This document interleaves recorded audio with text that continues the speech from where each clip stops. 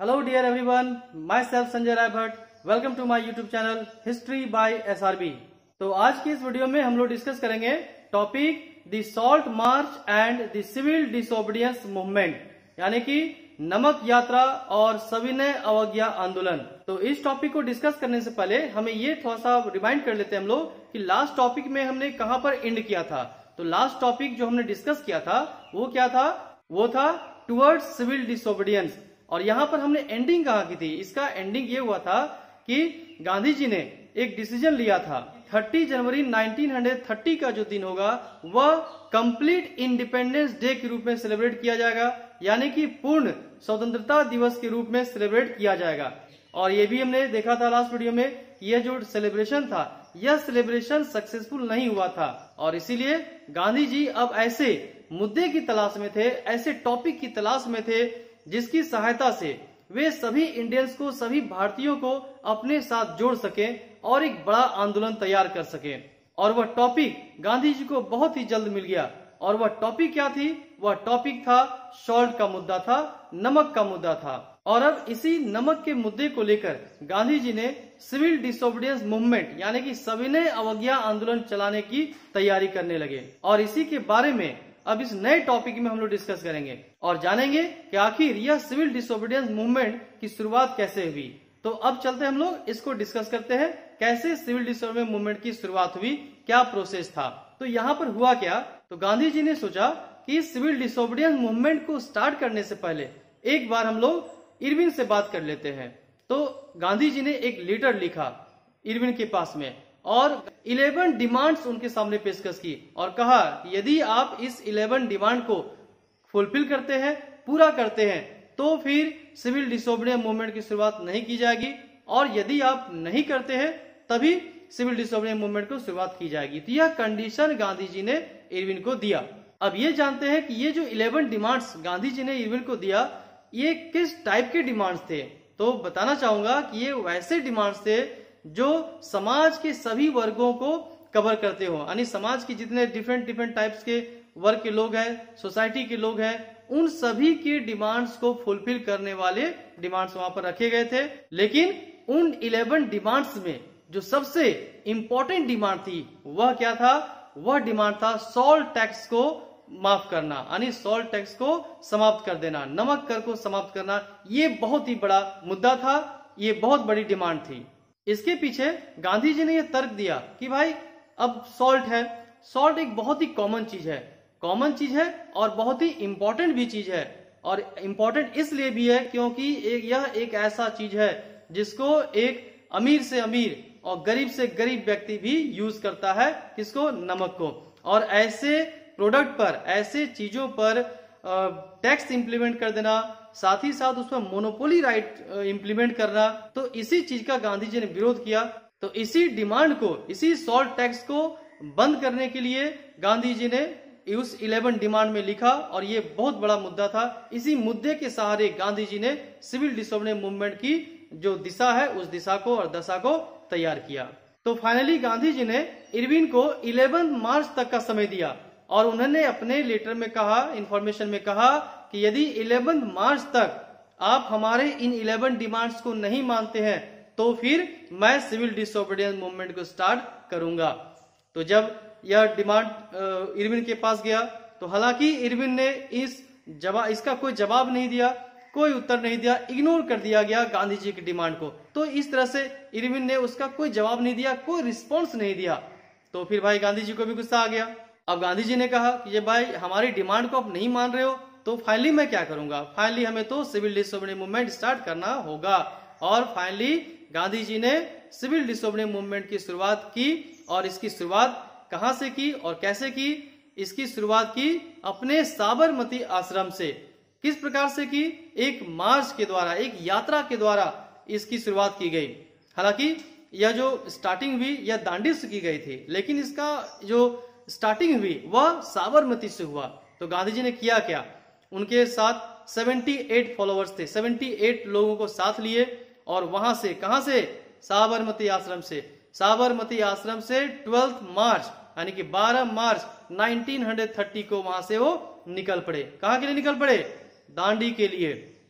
और जब निकल पड़े तो साथ साथ जब रास्ते में जा रहे थे तो रास्ते में जाते समय जहां जहां वे रुकते थे वहां पर वे स्वराज के मतलब को भी समझाते जा रहे थे कि भाई आखिर स्वराज है क्या, सेल्फ रूल है क्या।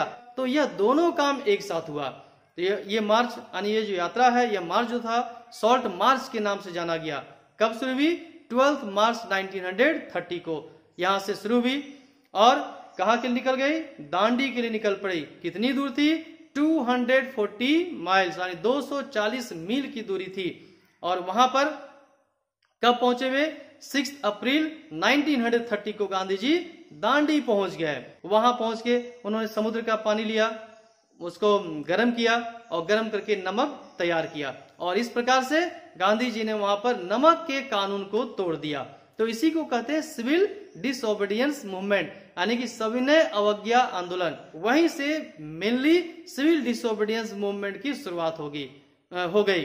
तो जब वहां पर स्टार्टिंग हो गई मूवमेंट की तो इस काम से इंस्पायर होकर देश के हर जगह में, पूरे देश में, पूरे कंट्री में हर लोग शामिल हुए इसमें। और जहां जहां भी लोगों को जो भी सुविधा मिली कि कैसे नमक बनाया जाए, सिम्बलाइज तरीके से भी लोगों ने पानी को खौलाया, नमक बनाया, दिखाया हाँ भाई मैंने भी नमक कानून तोड़ा। और इसके साथ साथ ऐसा नहीं हुआ कि केवल सॉल्ट लॉ को ही ब्रेक किया गया, उसको ही तोड़ा गया, बल्कि ब्रिटिश ने और भी लॉ बनाए थे और भी कानून बनाए थे, उन कानूनों को भी लोगों ने तोड़ना शुरू कर दिया। जैसे एग्जाम्पल में हम लोग क्या ले सकते हैं? एग्जाम्पल में ब्रिटिश ने फॉरेस्ट लॉ बनाया था जिसके तहत में रिजर्व एरिया में लोग नहीं जा सकते थे। अब लोग क्या करने लगे?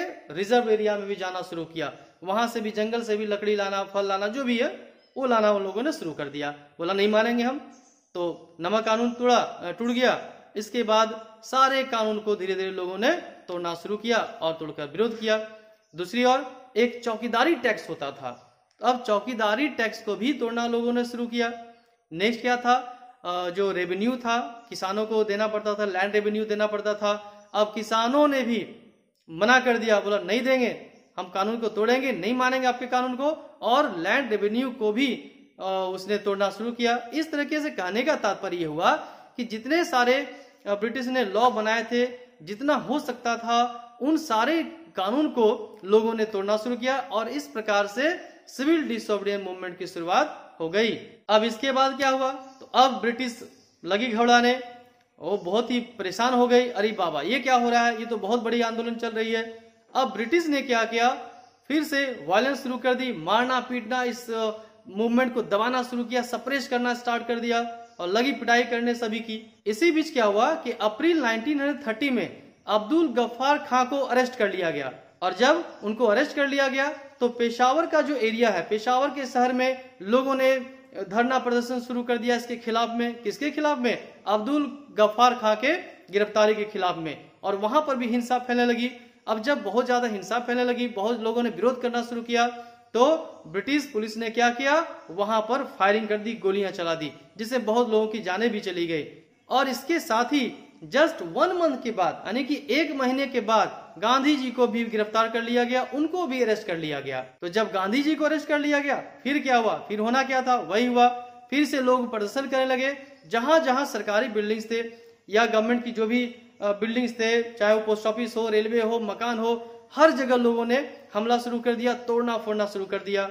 और ऐसा जब होने लगा तो इससे ब्रिटिश और भी परेशान हो गए कि भाई मामला शांत नहीं हो रहा है, अब कैसे क्या किया जाए। तो ब्रिटिश ने और भी ब्रूटली तरीके से, बहुत ही निर्मम तरीके से इस आंदोलन को कुचलने का प्रयास करने लगी, कुचलना स्टार्ट कर दी। लोगों को मारना पीटना और तेज हो गया, गिरफ्तारियां बढ़ गई और साथ से अब महिलाओं को भी नहीं छोड़ा गया, यहां तक महिलाओं बच्चों को भी पीटना शुरू किया गया, उनको भी गिरफ्तार करना शुरू कर दिया गया। तो ऐसी घटनाएं घटने लगी। अब ऐसे सिचुएशन में गांधी जी फिर चिंतित में आ गए, फिर उनको टेंशन हो गई, भाई अब ये क्या हो रहा है, फिर से हिंसा फैल रही है। तो गांधी जी ने सोचा कि अब मुझे थोड़ा सा काम डाउन होना पड़ेगा, अब लगता है हमें बंद करने की कगार में हम पहुंच गए हैं। लेकिन ऐसा हुआ नहीं। इसी बीच एक और घटना घटी, क्योंकि सेकेंड साइड में क्या हो रहा था, दूसरी तरफ क्या हो रहा था, दूसरी तरफ ब्रिटिश भी काफी परेशान थी। आखिर भाई बड़ा प्रॉब्लम, बहुत ही प्रॉब्लम हो रही है, बड़ी दिक्कत हो रही है, अब क्या किया जाए।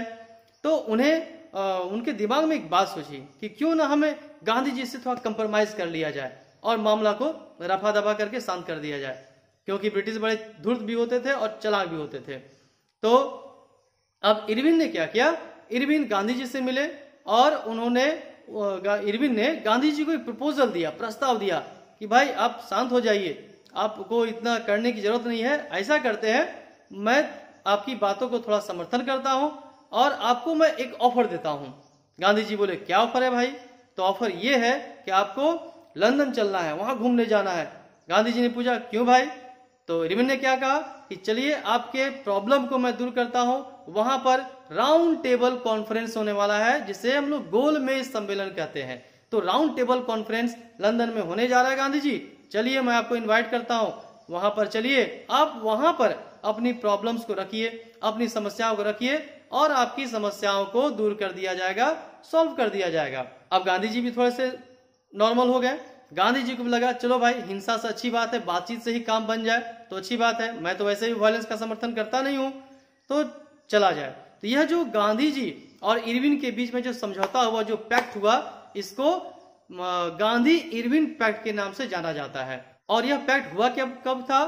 5 मार्च 1931 को दोनों के बीच में कंप्रोमाइज हो गया और गांधी जी ने यह स्वीकार कर लिया, एक्सेप्ट कर लिया कि ठीक है चलो मैं वहां पर जाऊंगा और राउंड टेबल कॉन्फ्रेंस में पार्टिसिपेट करूंगा।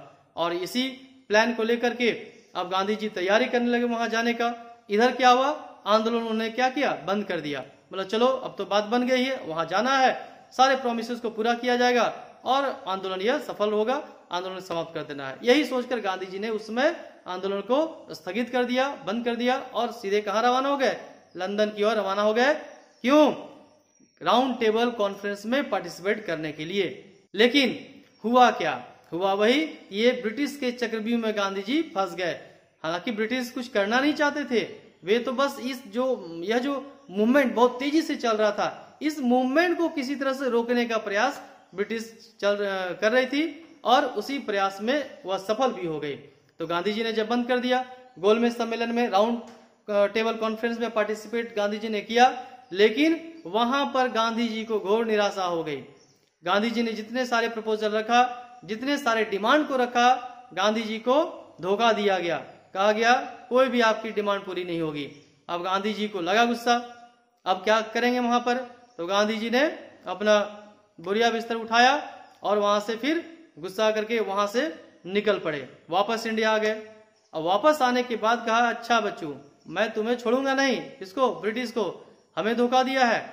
तो गांधी जी ने क्या किया, यहां पर आने के बाद फिर से बोला अब मैं आंदोलन को फिर से शुरू करूंगा।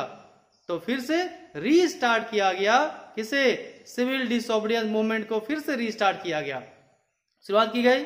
लेकिन चूंकि इस बार हुआ क्या, इस बार जब सेकेंड टाइम में सिविल डिसोबीडियंस मूवमेंट की शुरुआत की गई तो बहुत लोगों ने इस बार पार्टिसिपेट नहीं किया। बहुत सारे किसानों ने पार्टिसिपेट नहीं किया, बहुत सारे व्यापारियों ने पार्टिसिपेट नहीं किया। और इस तरह सेकेंड टाइम में जब सिविल डिसोबीडियंस मूवमेंट की शुरुआत गांधी जी ने की तो इसमें उतनी सफलता नहीं मिल पाई, उतनी जोरदार तरीके से नहीं हो पाई जितना फर्स्ट टाइम में किया गया था। तो यह बात अब ब्रिटिश को मालूम हो गई कि आंदोलन जो है, यह जो मूवमेंट है, यह क्या हो गया, कमजोर हो गया है। अब ब्रिटिश ने इसका फायदा उठाया, बोला अच्छा अब तो कमजोर हो गया, आंदोलन वीक हो गया है, तो अब इसका हम लोग फायदा उठाते हैं, अब इन लोग को हम सबक सिखाना शुरू करते हैं। तो ब्रिटिश ने वही किया। ब्रिटिश ने अब क्या किया, कांग्रेस पर ही अटैक किया। अब कांग्रेस जो पार्टी थी, कांग्रेस पार्टी को ही इलीगल घोषित कर दिया गया, बोला गैर कानूनी है, नहीं चलेगा। ये धरना प्रदर्शन जो भी था सबको ब्रिटिश ने कहा कोई नहीं करेगा, सब बंद करो और जो भी आएगा लगाएंगे डंडा। तो यही हुआ, वहां पर लोगों ने प्रदर्शन शुरू किया। फिर से थोड़ी बहुत जो भी सिविल डिसोबीडियंस चल रही थी, बहुत लोगों ने पार्टिसिपेट नहीं कर पाया, लेकिन जिन्होंने भी पार्टिसिपेट किया वे लोग जब धरना प्रदर्शन करना शुरू किए तो हैवी रिप्रेसमेंट, हैवी सप्रेस करना शुरू कर दिया ब्रिटिश ने, मारपीट करना शुरू किया, जिसके कारण पूरी हिंसा फैल गई दोबारा। और फाइनली 1934 आते आते यह आंदोलन समाप्त हो गया। तो इस प्रकार से सिविल डिसोबीडियंस मूवमेंट की कहानी यहाँ पर समाप्त हो जाती है। अब हम लोग नेक्स्ट टॉपिक में डिस्कस करेंगे how the participants saw the movement. Thanks for watching video, have a nice day.